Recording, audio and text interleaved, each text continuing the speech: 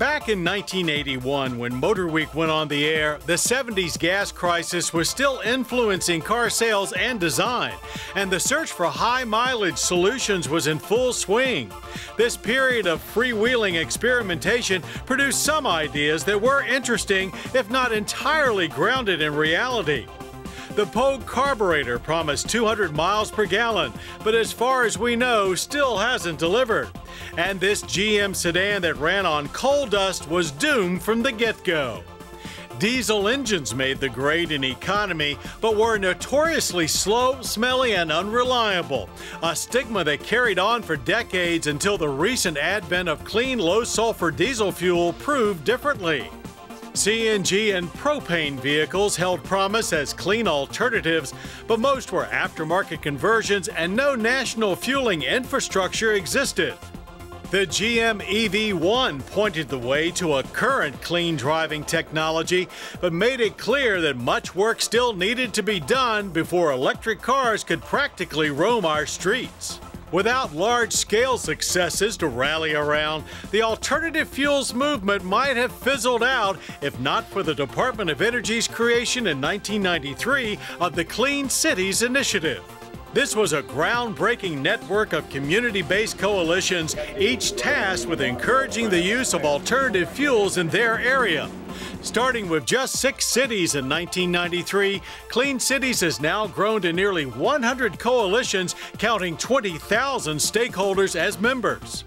For 20 years now, Clean Cities coordinators have been working with fleet managers, fuel suppliers, and local governments to preach the clean fuels gospel, appealing to their bottom line by showing how fuel and maintenance costs can be reduced, and selling the environmental benefits as a feel-good icing on the cake. Each clean fuel convert, from big names like Frito-Lay, AT&T, and UPS, to small municipalities, taxi companies, and refuse haulers, has driven demand for alt-fuel, electric, and hybrid vehicles and helped to expand the national clean fueling and charging infrastructure to where it is today. It's been a winning formula, and the results are impressive. 550,000 new AFVs on the road, 5 billion gallons of imported petroleum eliminated through alt fuels, cleaner technologies, and smarter driving, and 34 million tons of greenhouse gas emissions prevented from entering the Earth's atmosphere. The most important thing from my perspective about Clean Cities is they're a connector. They connect fuel suppliers, equipment, vehicle manufacturers with fleets and others that use alternative fuel vehicles.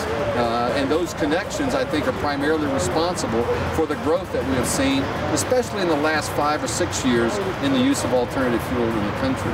In 1997, only 6% of U.S. transit buses used alternative fuels. Since then, that number has jumped to over 20%, and more than half of those are in Clean Cities territories.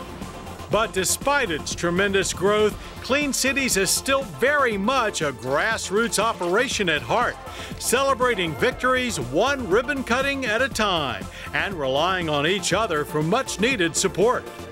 The strength of Clean Cities has always been the teams and the partnerships that get formed, both in local communities and across the country. By working together, we're able to accomplish things that no single company or government agency could possibly do on their own. The idea of government empowering local citizens to be agents of change for the common good is an innovative approach that has exceeded all expectations. And if the past 20 years is any indication, the Clean Cities coalitions will continue to lead the charge for energy change.